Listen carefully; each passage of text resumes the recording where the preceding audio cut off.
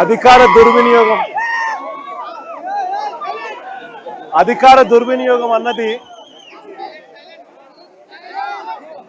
ఏ స్థాయిలో ఉంది అన్నది చెప్పడానికి విరూపాక్షన్న ఉదాహరణే ఒక ప్రస్ఫుటమైన ఎగ్జాంపుల్గా హిస్టరీలో ఎప్పటికీ నిలబడిపోతుంది. రెడ్ బుక్ రాజ్యాంగంతో వెన్నుపోటు పార్టీ పాలనలో ఆ వెన్నుపోటు పార్టీ నాయకుడు రచించిన కుట్ర రాజకీయాలు ఈరోజు మనం చూస్తా ఉన్నాం. విరూపాక్షన్న అరెస్టు, అన్యాయంగా ఆయనను జైలుకు పంపడం, ఈ రెండు కూడా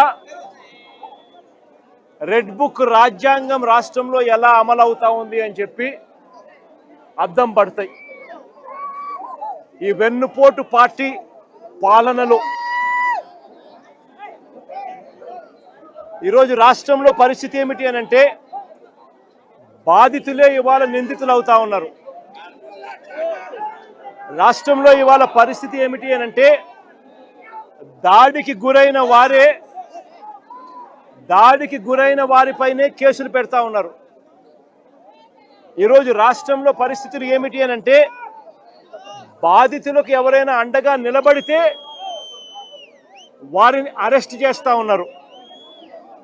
ఈరోజు రాష్ట్రంలో పరిస్థితులు ఏమిటి అని అంటే ఎవరైనా గట్టిగా ప్రశ్నిస్తే కేసులు, ఎవరైనా గట్టిగా నిలదీస్తే ఏకంగా నిలదీసిన వ్యక్తి ఇంట్లోకి జొరబడి తాను ఎమ్మెల్యే అయినా కూడా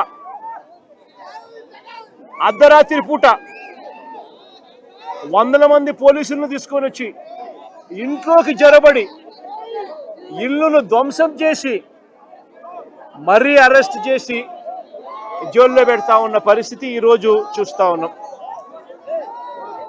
నేను అడుగుతా ఉన్నా, ప్రజాస్వామ్యవాదులందరూ కూడా ఆలోచన చేయాలి. ఎలాంటి ప్రజాస్వామ్యంలో మనం బ్రతుకుతా ఉన్నాము? గాంధీ పుట్టిన దేశంలో ఇవాళ ప్రజాస్వామ్యం కూనీ అయిపోయి పరిస్థితిలో ఈరోజు రాష్ట్రంలో పరిస్థితులు నెలకొని ఉన్నాయి. ప్రజల చేత ఎన్నుకోబడిన ఎమ్మెల్యే, మళ్ళీ రిపీట్ చేస్తా ఉన్నా, ప్రజలు ఓటేస్తే ప్రజల చేత ఎన్నుకోబడిన ఎమ్మెల్యే పరిస్థితి ఏమిటి అని అంటే ఆయన ఇంటిపై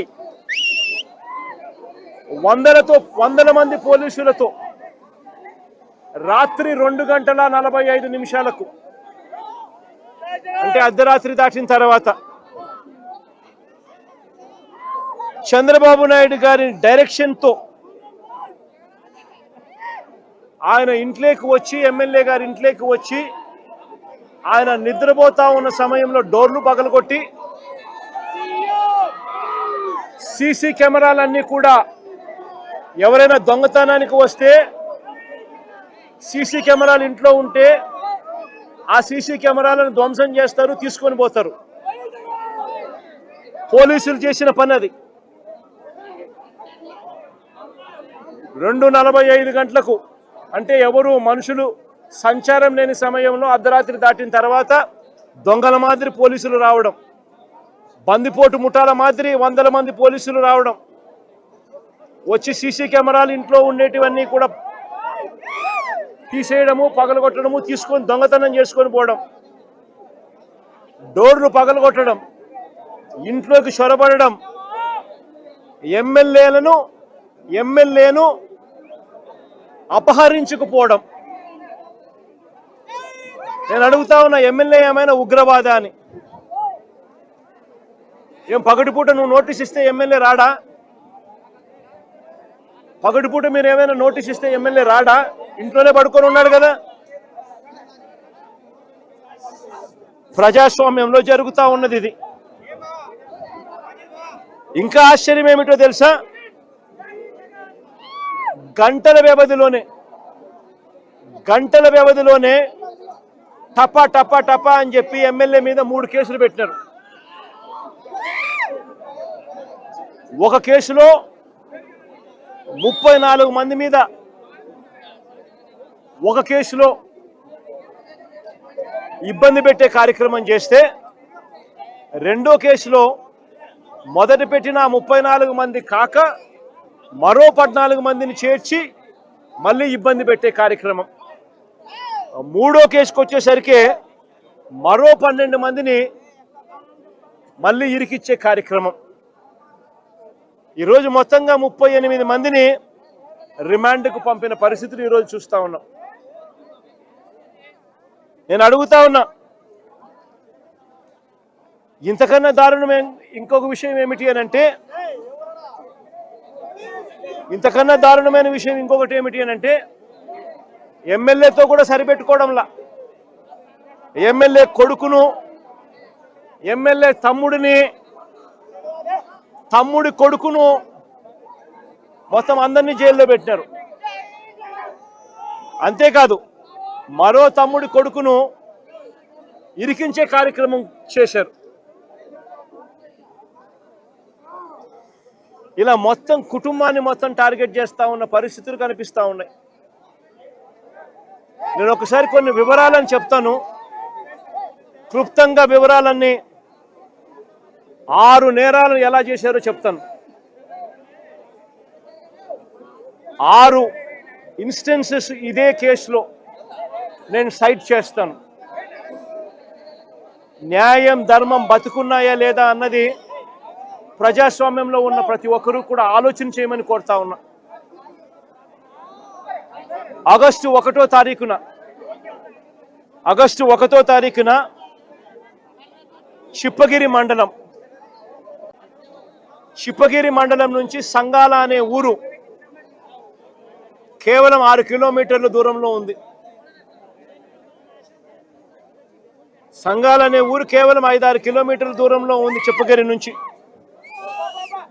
ఆ సంగాల అనే ఊరి నుంచి గిరి అనే ఒక కార్యకర్త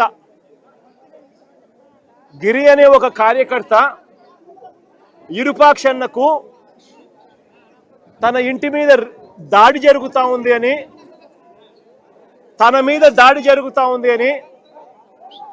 దాడి జరుగుతూ ఉన్న తన ఇంటి ఫోటోను, ఇంటి వీడియోను సైతం ఎమ్మెల్యేకు తాను పంపించి 7:45 ఎమ్మెల్యేకి ఫోన్ చేశాడు. అన్నా, నా ఇంటి మీద దాడి జరుగుతూ ఉంది,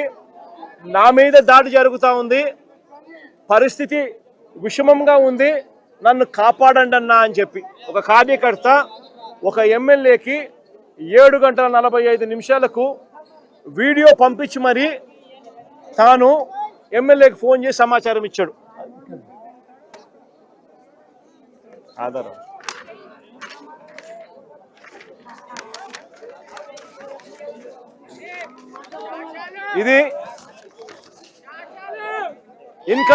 ఇది గిరి అనే కార్యకర్త ఎమ్మెల్యేకు 7:45 ఫోన్ చేసిన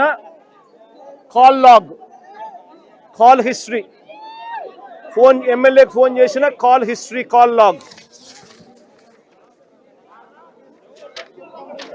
7:45 తను ఎమ్మెల్యేకి ఫోన్ చేసి ఈ రకంగా మాట్లాడి ఫోటోను, ఇంటి మీద దాడి జరిగిన ఫోటోను, పోస్టర్ కూడా పంపించినాడు.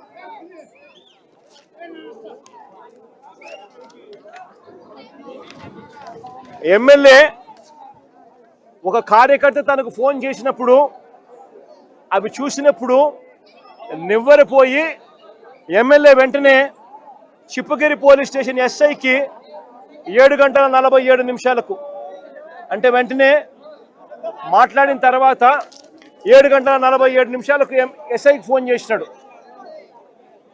మీ దగ్గర నుంచి సంగాల ఊరు ఇక్కడ నుంచి 5-6 కిలోమీటర్ల దూరంలో ఉంది, కార్యకర్త మీద దాడి జరుగుతూ ఉంది, పోయి కాపాడండి అని ఎమ్మెల్యే ప్రజల చేత ఎన్నుకోబడిన ఎమ్మెల్యే ఒక ఎస్ఐకి ఫోన్ చేసి సమాచారం ఇచ్చినాడు 7:47 మళ్ళీ ఆ తర్వాత సిఐకి మళ్ళీ ఫోన్ చేశాడు. సిఐకి ఫోన్ చేసిన తర్వాత సిఐకి ఫోన్ చేస్తే ఫోన్ ఎత్తడంలా, ఫోన్ దొరకడంలా. మళ్ళా 8:03 సిఐకి కూడా ఫోన్ చేసి సమాచారాన్ని ఇచ్చినాడు. సిఐకి కూడా ఎమ్మెల్యే ఫోన్ చేసి